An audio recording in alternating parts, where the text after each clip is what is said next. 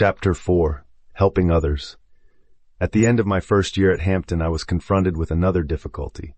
Most of the students went home to spend their vacation.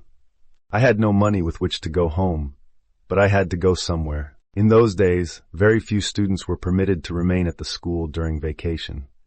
It made me feel very sad and homesick to see the other students preparing to leave and starting for home. I not only had no money with which to go home, but I had none with which to go anywhere. In some way, however, I had gotten hold of an extra second-hand coat, which I thought was a pretty valuable coat. This I decided to sell in order to get a little money for traveling expenses. I had a good deal of boyish pride, and I tried to hide, as far as I could from the other students, the fact that I had no money and nowhere to go. I made it known to a few people in the town of Hampton that I had this coat to sell, and after a good deal of persuading, one colored man promised to come to my room to look the coat over and consider the matter of buying it. This cheered my drooping spirits considerably. Early the next morning, my prospective customer appeared. After looking the garment over carefully, he asked me how much I wanted for it. I told him I thought it was worth $3. He seemed to agree with me as to price, but remarked in the most matter-of-fact way, "I tell you what I will do. I will take the coat and will pay you 5 cents cash down and pay you the rest of the money just as soon as I can get it." It is not hard to imagine what my feelings were at the time. With this disappointment, I gave up all hope of getting out of the town of Hampton for my vacation work. I wanted very much to go where I might secure work that would at least pay me enough to purchase some much-needed clothing and other necessities. In a few days, practically all the students and teachers had left for their homes, and this served to depress my spirits even more. After trying for several days in and near the town of Hampton, I finally secured work in a restaurant at Fortress Monroe. The wages, however, were very little more than my board. At night and between meals, I found considerable time for study and reading, and in this direction I improved myself very much during the summer. When I left school at the end of my first year, I owed the institution $16 that I had not been able to work out.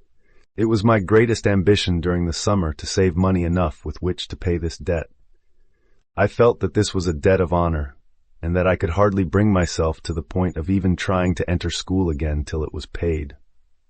I economized in every way that I could think of, did my own washing, and went without necessary garments.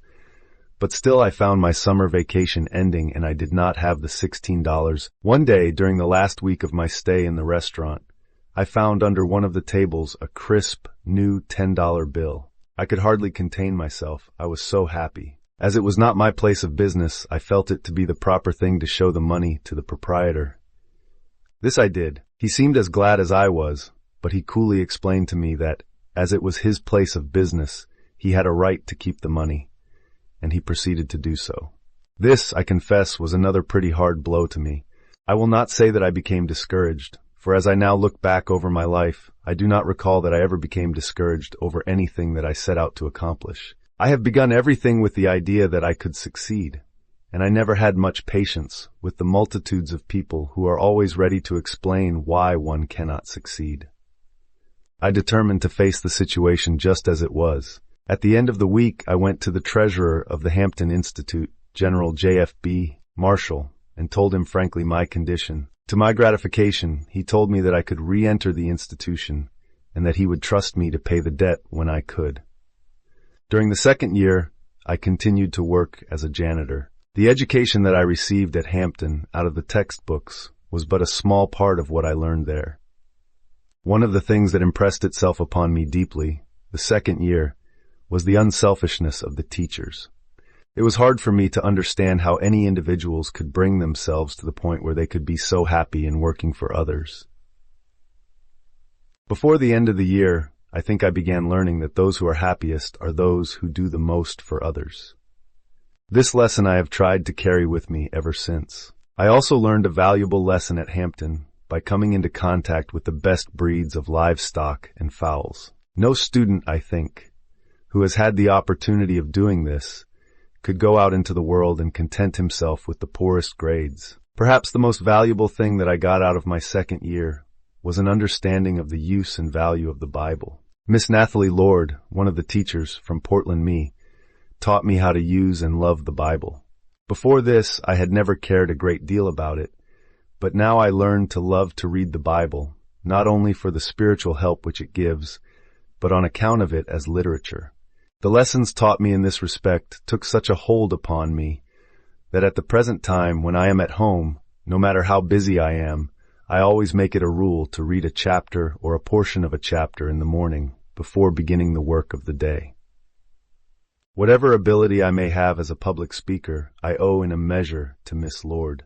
When she found out that I had some inclination in this direction, she gave me private lessons in the matter of breathing, emphasis, and articulation. Simply to be able to talk in public for the sake of talking has never had the least attraction to me. In fact, I consider that there is nothing so empty and unsatisfactory as mere abstract public speaking. But from my early childhood, I have had a desire to do something to make the world better, and then to be able to speak to the world about that thing. The debating societies at Hampton were a constant source of delight to me. These were held on Saturday evening, and during my whole life at Hampton, I do not recall that I missed a single meeting. I not only attended the weekly debating society, but was instrumental in organizing an additional society. I noticed that between the time when supper was over and the time to begin evening study, there were about 20 minutes which the young men usually spent in idle gossip. About 20 of us formed a society for the purpose of utilizing this time in debate or in practice in public speaking. Few persons ever derived more happiness or benefit from the use of 20 minutes of time than we did in this way.